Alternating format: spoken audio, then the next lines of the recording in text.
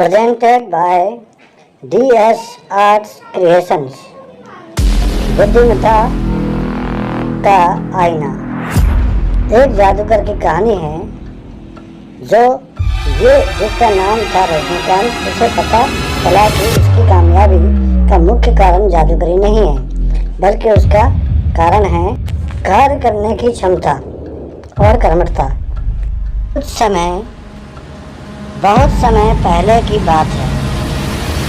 एक छोटे से गांव में एक रहस्यमय जादूगर रहता था जिसका नाम था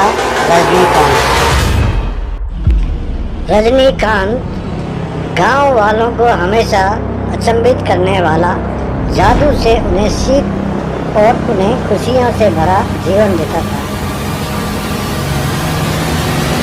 गांव का सबसे छोटा लड़का था मोहन। वह हमेशा रजनीकांत से नए नए जादू सीखने के लिए बेताब रहता था।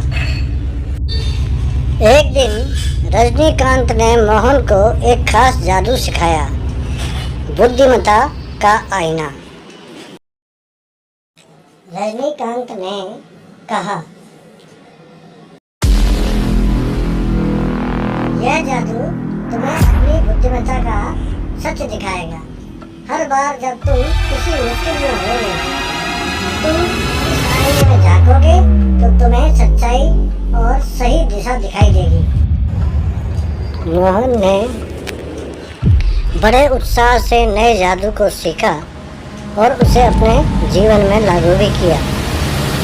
वह जब भी किसी मुश्किल स्थिति में फंसता तो वह उस जादुई सीख को आईने की मदद लेता। एक दिन गांव में खुशियों का माहौल था। एक बड़ा मेला लगा था। सभी लोग खुशी खुशी उसमें शामिल हो रहे थे। मोहन भी अपने दोस्तों के साथ मेले का आनंद ले रहा था। अभी अचानक एक बड़ी समस्या उत्पन्न हुई। मेले में एक भयानक राक्षस आ गया था जिससे सभी डर गए। उसने मेले को कब्जे में ले लिया और लोग भाग रहे थे और मेला तबाह हो गया था। मोहन ने अपने दोस्तों के साथ भागने का निर्णय लिया था, लेकिन फिर उसने अपने बुद्धिमत्ता के आईने में देखा। मोहन ने समझा कि वहाँ से भागना बेकार है और उसे राक्षस को रोकना होगा। उसने अपने दोस्तों के साथ मिलकर एक योजना बनाई। मोहन ने रजनीकांत से सीखा हुई जादू से राक्षस को हराने की योजना बनाई।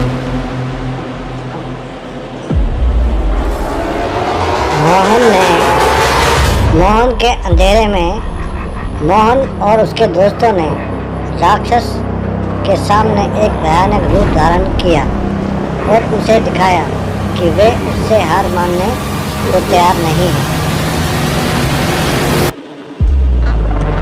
राक्षस मोहन को उसके दोस्तों को हराने की कवायद में इतना डर गया कि उसका डरावना रूप ही छूट गया।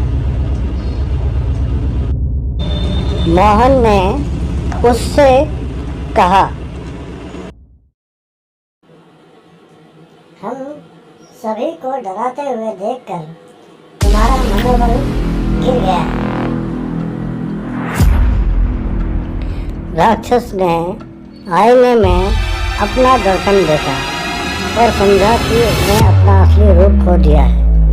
वह मोहन से माफ़ी मांगता है और गांव वालों को उसके किए गए अन्याय की क्षमा मांगता है।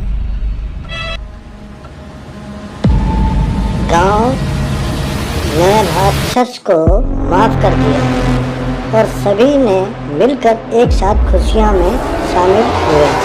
मेले का पुनः आयोजन किया गया। मोहन की बुद्धिमत्ता ने सभी को एक साथ मिलकर खुशियाँ दी और मुश्किलों को सामना करने का महत्वपूर्ण बात दिखाई। इस कहानी से हमें सीखने को मिलता है कि वह जीवन में आने वाली मुश्किलें हमें अपनी बुद्धिमत्ता का आईना दिखाकर सही रास्ते पर चलने की सीख देती हैं।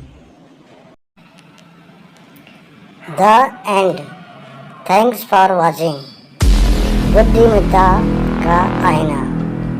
Please like, share, comments and subscribe. Thank you.